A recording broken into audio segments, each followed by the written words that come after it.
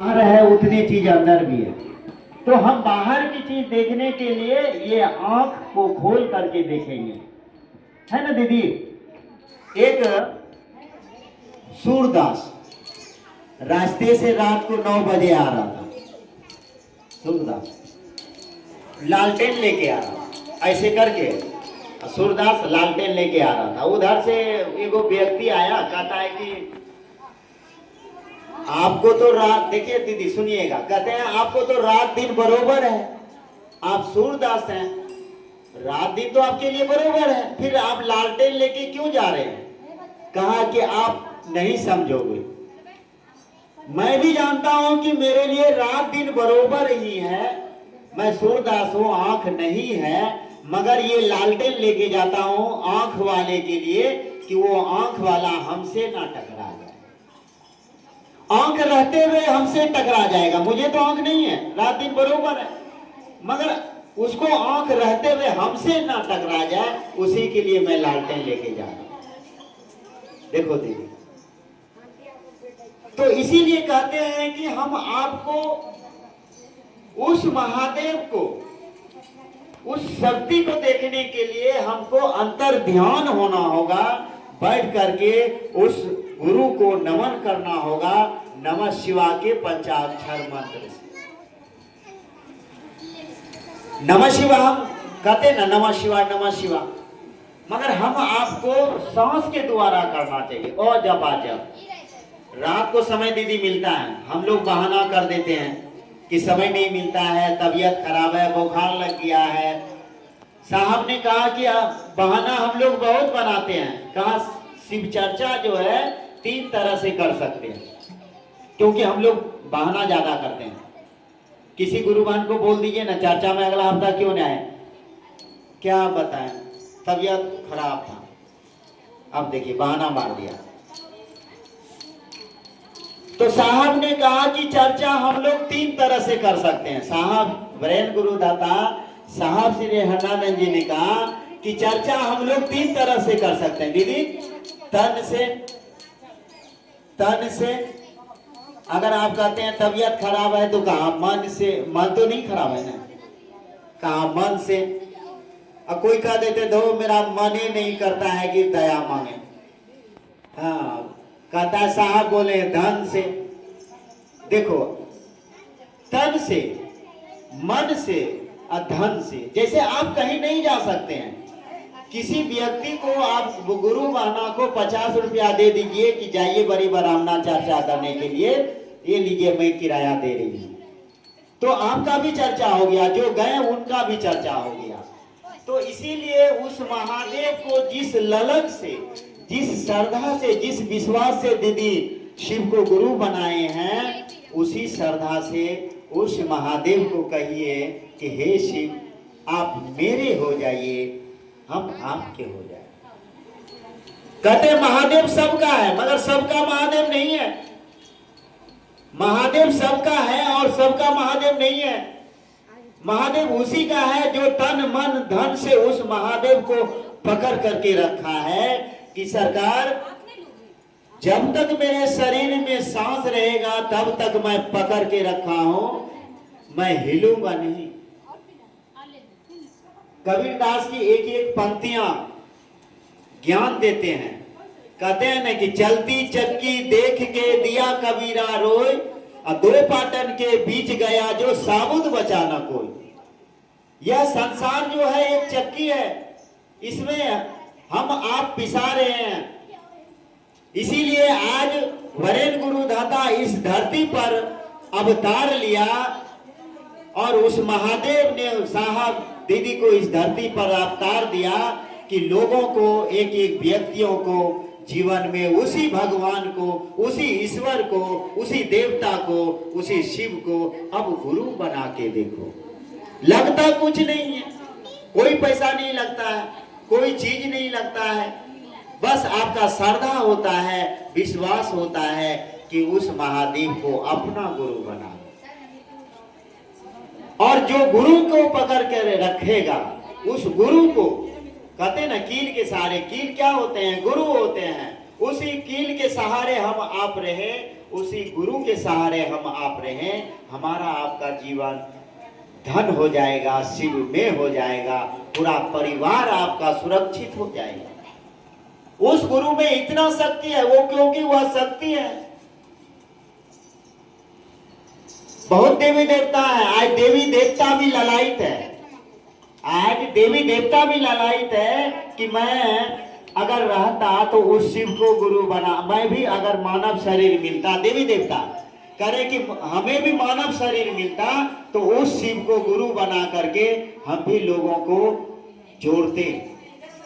देखो देवी देवता ललायित है, तो सौभाग्य हमारा आपका है दीदी कि उस शिव का शिष्य बने हैं, उस महाकाल का चेला बने हैं, जो गुरुओं के गुरु है, गुराधिपति हैं, उसी शिव को गुरु बनाए। करना क्या है, बस यही 3 सूत्र। पहले में दया मांगना है कि हे शिव आप मेरे गुरु हैं, हम आपके शिष्य हैं, मुझ शिष्य पर दया कर दीजिए।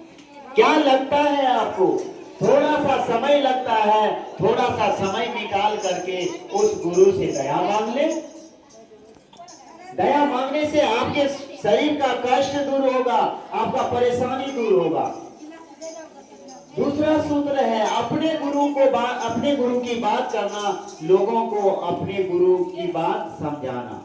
हम आप नहीं समझा सकते हैं, कोई कह दे कि मैं महादेव का चेला हूं, वह नहीं हो सकता। तो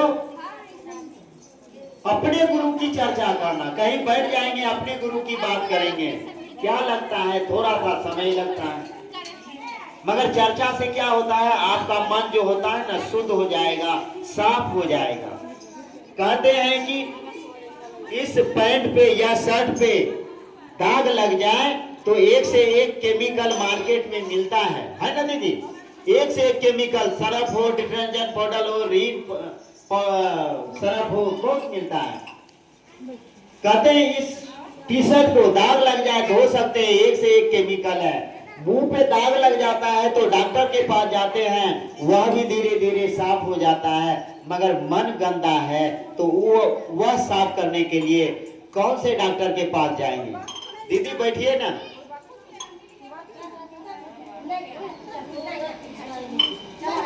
कहते मन गंदा है तो क्या करिएगा, कहाँ जाइएगा, कौन साफ करेगा, कौन ऐसा डिटर्जेंट पाउडर आपको मिले कि उस मन को साफ कर सकते हैं। का संसार में ऐसा कोई दुकान नहीं है जो कि आप उस मन को साफ कर सकते। साफ वही कर सकता है जिन्होंने यह शरीर का निर्माण किया। यह माइक है, मैं बोल रहा हूँ, मुझे पता है आवाज बाहर जा रही है, मगर यह पता नहीं कि इस माइक में क्या क्या मटेरियल लगा है। हम जानते हैं कि कोई चीज खराब हो जाए माइक का तो हम मिस्त्री के पास जाएंगे, वह लगा देगा, ठीक हो जाएगा। मगर उस मिस्त्री को पूछेंगे कि यह जो मटेरियल आपने लगाया ठीक हो गया, ये बना कैसे, वह मिस्त्री भी नहीं बता पाएगा, कहेगा माइक ठीक हो गया जाओ। तो बताएगा कौन, जिसने इस चीज को बनाया, जिसने इस चीज को उत्पन्न किया, इस चीज का निर्माण किया, वही बता सकते हैं इसमें क्या क्या चीज लगा। उसी प्रकार से यह मन गंदा है, मन बेईमान है, मन ही ताकतवर है, मन ही सब कुछ कराता है। अभी आपके पास बात कर रहा हूँ, थोड़ा देर यहाँ से उतर जाएंगे, मन चला जाएगा बिहार, मन चला जाएगा अमेरिका, मन चला जाएगा दिल्ली, मन कहीं से कहीं चला जाएगा। बड़ी ताकतवर है, बड़ी पावर है इस मन को। कहा इसी मन को अभ्यास कराने की जरूरत है। तो कहते हैं कि यह शरीर का जिसने निर्माण किया, निर्माण किसने किया, का इतना सुंदर शरीर का निर्माण करने वाला कितना सुंदर होगा, है ना दीदी। जिसने यह शरीर का निर्माण किया, इतना सुंदर शरीर का, कहते ना बड़े भाग से मनुष्य तन पावा, सुर दुर्लभ ग्रंथ गावा। बड़े भाग से यह मनुष्य तन मिलता है और बहुत सुंदर शरीर है। कहता जिन्होंने इतना सुंदर शरीर निर्माण करके यह संसार में भेजा, और बनाने वाला कितना सुंदर होगा। कहा उसी महादेव को गुरु बना करके 3 सूत्र का पालन करो, यही 3 सूत्र आपके मन के मैल को साफ कर देगा। आप दिल से करिए ना, मन से करिए ना, नहीं साफ करेगा तब आप यहाँ आके पूछिएगा। मगर दीदी आरोप लगाने से पहले कहते हैं खुद को देख लेना चाहिए। कबीर जी कहते हैं ना कि बुरा को देखन मैं चला बुरा न मिलिया कोई। देखो कितना सुंदर पंक्ति है कि बुरा को देखन मैं चला बुरा न मिलिया कोई, जब आपन अंदर की बुरा झांक करके देखा तो हमसे बुरा न कोई। क्या आप कहते हैं दीदी ठीक नहीं है, गुरु भाई ठीक नहीं है? अरे आप ठीक हो जाइए ना, वह अपने आप ठीक हो जाएगा, है ना दीदी? तो इसीलिए कहते हैं कि गुरु को दीदी पकड़ करके रखिए। ऐसा नहीं है कि मैं यहाँ आता हूँ, बस यही है कि आप लोग श्रद्धा के साथ विश्वास के साथ एक छोटा भाई से प्रेम करते हैं। कोई बड़ी बहन मेरी माँ के तुल्य है, मेरी बड़ी बहन के तुल्य है, छोटी बहन के तुल्य है ना दीदी। गुरु चर्चा में रिश्ता भाई बहन का होता है। जो इस रिश्ता को दीदी समझ लेगा ना तो महादेव को प्राप्त कर लेगा और महादेव से बात भी करेगा और उस गुरु की दया आपके ऊपर में होने लगेगा, वह देख करके पड़ोसी भी कहेगा। मगर इसीलिए कहते हैं कि समय है अभी गुरु बना लीजिए। यह मत सोचिए कि कल घोषणा होगा, परसों घोषणा होगा, नहीं। अभी देखो एक दो दीदी है, उनका भी घोषणा होगा। उनके अंदर में वह श्रद्धा, जो अंदर में चेतना सोई है ना। हम लोग कहते हैं ना कि जागा जागा महादेव जगा दमा। कोई कह देगा कि आप कहते हैं कि महादेव सोए हैं, पकड़ लेगा। आप कहते हैं जागा जागा महादेव, क्या वह सोए? नहीं नहीं, वह सोए नहीं है। हमारे मन के अंदर में जो वह चेतना है ना, वह सोया है। इसीलिए कहते हैं कि जागा जागा महादेव जगा दा महादेव। मेरे अंदर में जो चेतना सोई है, सरकार उनको जगा देती। इसीलिए हम लोग जागा जागा महादेव करते हैं। तो दीदी यह 3 सूत्र को आप करिए।